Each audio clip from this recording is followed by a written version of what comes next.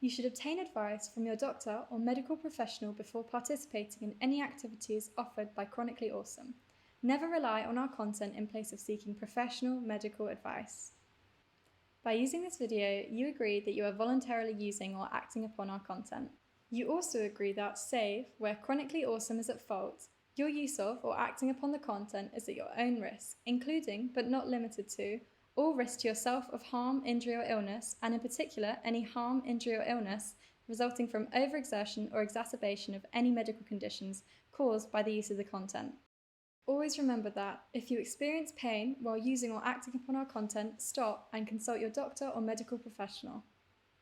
Always warm up before a class and warm down after. You do not need to complete an entire class. You can always start with a short section and build up to completing a full class over time. Pace yourself and listen to your body. Most of all, have fun. Exercise should be empowering and make you feel good. If it's not fun, try a different style of class until you find something you enjoy. Right, hello, Chronically Awesome. Final video of this series looking at actually coming into some standing balances. So for this, make sure you do have a wall or something to hold on to in case you need it. Remember, when it comes to balancing, there's never such a thing as cheating. There's only going to be your experience of trying to work out quite where your body is in space. And that's the main thing we're looking at. Even when we come to all of this stuff we did in the last video about vestibular, this is all about your brain not really being able to react quick enough to where you are in space. I hope you took that last class gently and slowly. We are going to start by standing on our feet, and we're just going to bounce ourselves up and down. So again, make sure you've got walls, props beside you if you need to. If there's something above your head you can grab hold of. We're just going to go over a few of the little basics that we've been through so far. So we're just going to start by grounding down in towards our feet. And we're just going to sway around. Now we're going to do this gently with eyes closed. Just for a second. So perhaps a wall is handy or something above your head. So we're just playing again with that little bit of vestibular balance, that little bit of trying to find that vestibular system coming online. Just moving the weight from the left foot to the right foot, how we feel those tripods on the floor, those 3 points, the big toe knuckle, little toe knuckle and heel. Now just open the eyes and just come back to center. We're going to heel toe our feet slightly wide apart, bigger base, easier to balance, but we're just going to push our way to one side. And as we get here, we're going to try and find our head over our heart, over our hips, rise up onto a toe. We should still be relatively easy to balance here because we still have quite a wide base. As soon as this comes over here, this is going to get wobblier and this is going to want to feel like it lifts. But for now, I want us to try and keep a straight line. Come back. Let's shift the other direction, nice and slowly. It's almost like we're ice skating, like that. So we're just going to go across, head over heart, over hips. And we just feel ourselves grounding down into that foot. Weight slightly more down towards the heel. And again, if you found that this would begin to come over here, this foot is going to want to lift off the ground for balance. So again, we come back through. One more time towards the right. Try to keep that head on top, the left foot just toes touching. Now, all we're going to do is deliberately move our head just slightly off axis. Now, that should mean that we can just lift that toe 1/4 millimeter off the floor. It just gets even lighter. It can still be on the floor, but even lighter. Come back through, come across towards the left, everything stacked up. Head begins to poke out, and then that toe just begins to get light again. Again, keep it on the floor. Balance doesn't feel good today. Keep it down, but just explore how the weight changes in it by, if I bring the head here, this is much harder to lift up. If I bring the head here, this is much easier to lift up. Awesome, come back. Give those legs a little shake around. Do you see I've got some jazzy leggings on today? Because I thought I'd surprise you. Come back through to center. Now, all we're going to try to do now is just do some, we did some earlier in the course, we did some spinal movements. So we're just going to try and do them standing up. Now, if you do have a wall, I'm going to suggest you put your back against the wall, and we're just going to try to mobilize our spine, getting us a bit more used to moving, used to sort of being upright, head, chest, hips against the wall. Now from here, we're going to just gently try to pull our head up the wall, the back of the head up the wall. You should feel hopefully like your chest lifts, like your tailbone drops or your pelvis drops forward, and then begin to pull your chin up to the sky. Your head is sliding down the wall, your rib cage is dropping, your tailbone is tucking. And then again, draw it all the way back through and up. How high can it go? And then again, let it come back down again. One more time. So as you see, we did this against the floor. We did those spinal cogs against the floor. Now we're just doing it against the wall. Awesome. Give that a little shake out. Give your legs a little shake. So as I say, we're building up to single leg balances today. But again, with these, as is always the case, your practice, your body, your experience of it. So taking a little bit of what we did yesterday with the looking around, we're going to do the same thing again. So what I want you to try to do is take a slightly wider base of support, because bear in mind, this is really stable. Like the center of our body is right down here. We've got this much stability. If you were here, you only, it's much easier to fall over. Out here, it's much harder. So we're just going to take slightly wider base of support. We're going to get it smaller. We're going to get onto one foot in a bit. But for now, we're out here. And again, like we did a moment ago, we're going to shift across and we're going to get really light in one foot. Now, all I want you to try to do now is begin to feel as if you're just on the toe. And then you're going to begin to look around. Hopefully your right leg should feel like it gets a workout here. But begin to look around left and right. Of course, use a wall if you need to. Use a prop. Take your time with these exercises. There's no rush to have to be able to get them nailed in one go. Switch and shift back across. Okay, so one of the things we like to practice, I like to practice with people, is to get them, when they're on one foot, is to not concentrate so much on a fixed point of view. You want to get the foot moving, you want to get the hips used to it, you want to get that vestibular system used to a bit of a rocking and rolling, and then come back through. Give those legs a little shake. So we're just going to sink down into a little squat. So slowly, again, you can drop down towards the balls of the feet or onto the heels, your choice. And then all we're going to do is just going to try to lift and drop our bum a few times.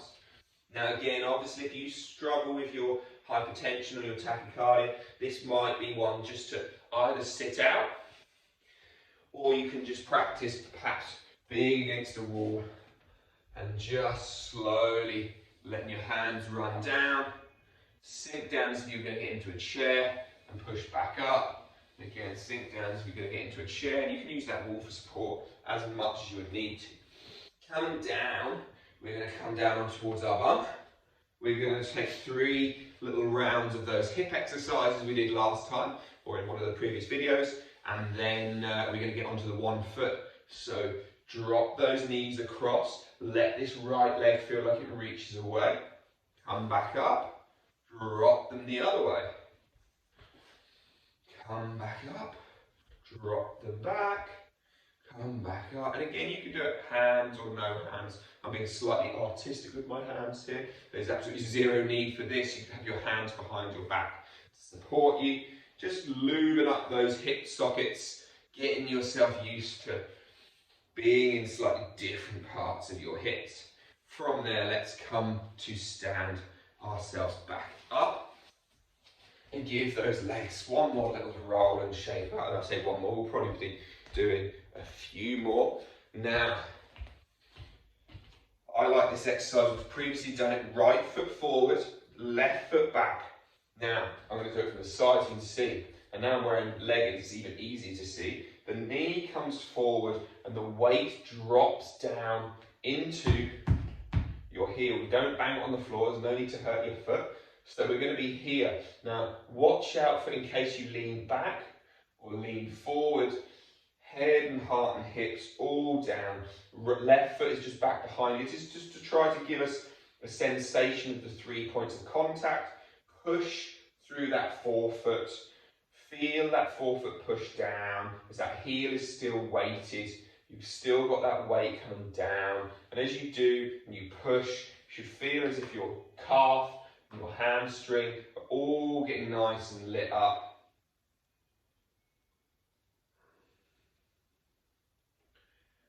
And then slowly coming back out. Let's do the other side and then we'll get onto the single foot, left foot. So this is essentially our single foot balance because the right foot is only just there. But we're grounding down a slightly soft knee, pressing that pedal, feeling that weight come forward, getting the chest ahead, everything to sit on top for 3, for 2, and for 1. Come back out. Give yourself a little shake out. So we're going to play with a few balances here, or 2 or 3. We're going to move through a tree pose that you would do in yoga. So if you're not sure what a tree pose is, it looks something like this. And this is the one, as you see, balances off. This is a tree pose variation. Now, this is the hardest option with the leg up here. Now, it might be that you take this option. So your foot is on your shin, your toe just rests on the floor. And that might be the place for you. It might be that you go sole of the foot into the calf, onto the knee, or even up to your thigh. Either way, you're not trying to push loads of weight in, it's just trying to rest there. Okay, so give your legs a shake. Grab walls and props, whatever you might need. Let's all start with left foot, the left toes on the floor, right foot flat. We're just going to start like this. Looks like potentially some kind of Irish, Scottish dance step. But from here, we're just going to begin to look right and look left. Now go slowly, because remember, if we can get our head over our heart, over our hips, over our heel, we know we're stacked. That's what we're looking for. We want our base, our center of mass, which is our belly button essentially. We want that to be on top of our foot. If we can keep that there, then balancing becomes easier. Now, if that felt relatively easy, try just bringing your foot up. We're not going to go any harder than this today. This is going to be your limit, because then you can already begin to feel how much work is going on in your foot and ankle, how much you're having to use your proprioceptive skills to ground down. And again, you're just going to gently look around, up, down, left, right. Cool, let's switch sides. So, left foot, right foot onto the toes, find your Irish dance stance, or whatever it might be. And then from here again, just look left and right. Look up and down. Don't worry about it being so much of a single-legged balance thing. Just, you still got 2 points of contact, you still got a slightly bigger centre of a base of support, and as you move your head around, it's going to make you feel less balanced. So just use it and get used to it. Maybe even your chest begins to move. And then perhaps we can come up to this kind of position. The next one up, like we did last time. And then again, we're going to look up and down, and left and right. And we're just trying to move slowly, trying to be aware of where our head is in space, our chest is in space, our ribs are in space. And then let's come down. Awesome. So from there, we're going to move into, again, a slightly funkier position called Warrior 3 in yoga. And again, the idea of this is that it's just going to put us out of this, and it puts us into this kind of position. So now all of a sudden we're trying to balance our head and our foot, and our pelvis down through here. So this is going to be one way you use the wall, or if you have a prop, if you have like a big block or a big book or something you can use, maybe like a foam roller, if you have a foam roller, whatever you have, you're going to just find one of these kind of things, and you're going to just place your hands on it, place your foot on the floor, and then you're just going to lift a leg up. And as you can see, as soon as you do this, it makes you fall around. You kind of find that it's a bit awkward and difficult. So this might be a time when you find the wall to begin with. And then you just lift that leg. Now you can bend this right knee that I'm standing on, and you can walk the hands down. And then you're going to try to come to the fingertips. It's just the fingertips touching the wall, and let the hands then come flat again. You might need to move that foot forward or away from the wall to make it more accessible. But what you're going to try to do now is lift through your chest, be strong through the back leg. So imagine you're a ballerina and you're going to come right onto one fingertip. And then as you're on one fingertip, you're just going to lean, keep the chest being nice and strong and lifted, lean forward, come back up. Lean forward, come back up. Try not to grip with your toes. Hopefully this will give your bum and your thigh a little bit of a workout. And then come back up and out, and we'll do the other side. Right hand on the wall. Again, can you start by being strong in the back leg, lifting through the chest, fingertips on the wall, reaching that leg back behind you as you gently fold forward. And then we're going to just find ourselves coming up and down. Maybe just one or two fingers on the wall. Be strong through the back leg, that right leg. Hopefully your left bum cheek, left hamstring, left quad, left calf, all doing something. Not your toes though. You want your leg muscles to feel like they're doing something rather than your toes. This is what we need for our balance. We need our leg muscles to be doing the work rather than just relying on gripping the toes. And then go for another little walk. So final little go then. Perhaps you can do this away from the wall, but this might take a bit of time. Again, so I'm going to go left foot back because I just did the other one. So again, lifting through the chest, be strong through that back leg, hinge at the hip and lift that leg. Now you might just stop here. Obviously we get harder and harder as we come into that flatter back. And then come back out. But remember, the idea would be to have that leg behind you and then just leaning, putting maybe a soft bend in that knee until you feel your bum and your whole leg muscles are active, but not your toes. This is the key for your balance. Sweet, let's switch legs. Final one then. Grounding down. Feel those toes light. Feel your bum cheek, your thigh active. Maybe again you get longer and then you come back out. Go for a little walk and give those legs a shake out. So that little exercise there,